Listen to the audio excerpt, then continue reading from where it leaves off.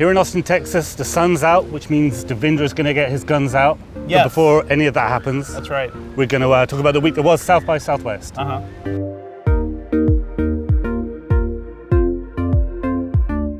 How was your show? It was pretty good. It's nice escaping the cold of New York. There was a whole blizzard that happened while we were here, but it's a fun show for me because I get to go see a lot of films and check out some new interactive technology stuff at the interactive side of the fest.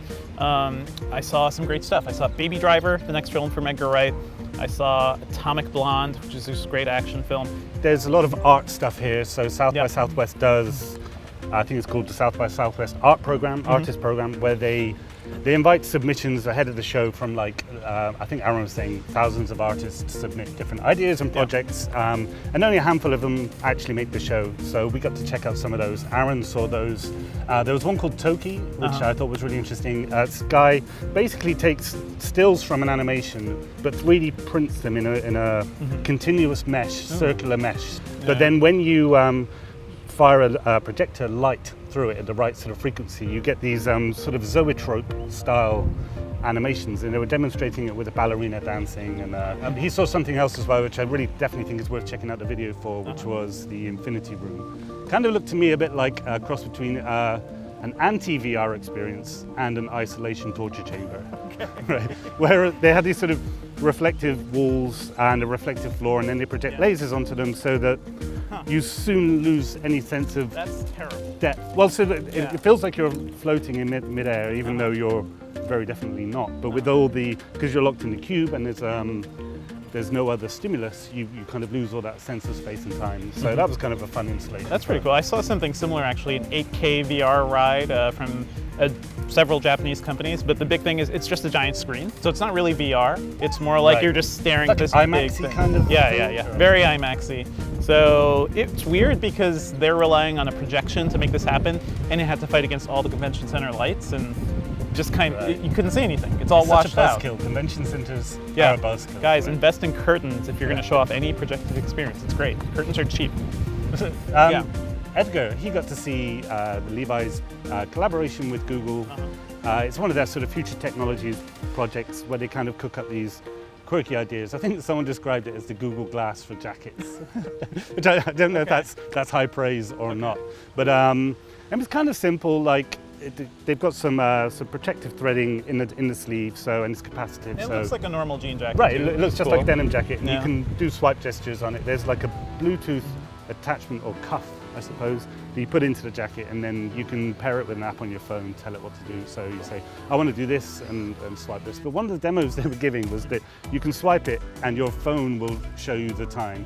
So I'm thinking, I'm wearing a cuff, I have to make a swipe gesture and take my phone out of my pocket to get to the time. That seems like 3 steps away from We're not really solving any problems, we're creating more problems. Right, but I think they were proving the concept. So the idea is that you can configure it via an app later down the line and tell it to do more useful stuff, control music if you want to do that, or bring up Siri might be a much more useful application. Cool. Yeah, we got to talk to a lot of cool people too here. We saw my favorite interview was Frank Oz, the voice of Miss Piggy and Yoda, and he talked with us a bit. So was it all in the voice? No, it's he just sounds like a normal older man, but he enunciates very well. You could tell he's a trained voice actor. But check out our video on that, and he talks a bit about he has a new movie about the background, some behind the scenes details from other core Muppeteers. But we talk a bit about puppetry and CG. I really was interested in Little Shop of Horrors. Would that movie even be possible or doable today? And he doesn't think so. Because that was like a 1-ton, 2-ton puppet that they had to like actual thing. So actual thing to move. They had to sync it up, and it was all very strange. And so it's just really interesting to hear his perspective. We also talked a bit to Ron Howard about his new show Genius, which is about Albert Einstein. We talked a bit about Genius and kind of how he likes to portray intellectuals. He's really interested in digital filmmaking. He's been directing movies for 40 years now. He's been acting since he was a kid, so this guy's been in the industry forever. Just really fascinating stuff, and we talked a bit about his upcoming movie, Seven Eves, which is based on the Neil Stephenson book, so I'm looking forward to that. I mean, keeping on the movie vibe, there's a whole bunch of that movie stuff, so I got to speak to Justin Hurwitz, who he scored La La Land.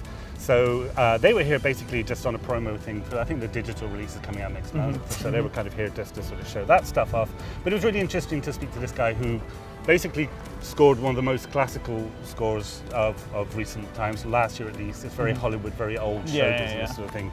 So there wasn't like a whole lot of tech in it, but it was interesting speaking to him how there's this one sort of decisive moment in film where they introduce technology and kind of everything goes wrong for the lead character, or at least that's my interpretation. I mean, it goes right but wrong for him. Right, As a lead there's character. a twisty storyline. Yeah. Sort of thing. But yeah, he also did the soundtrack for Whiplash too, so Right. he's really good at like reinventing older musical tropes. So that's a really good conversation. You guys should check that out too. Did you check out any of the Sony stuff?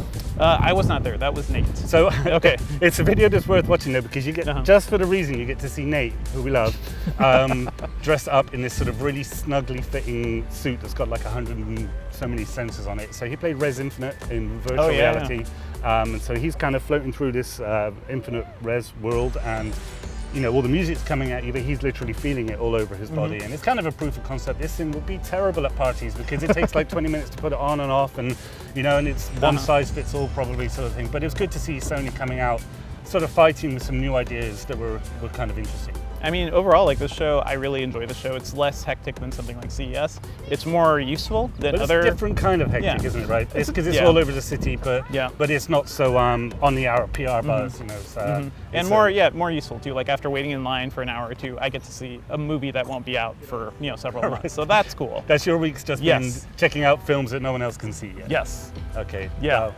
It sounds like you had more fun than I did, but you know, it's been a good show. Yeah. Yeah, and we hope to see more next year.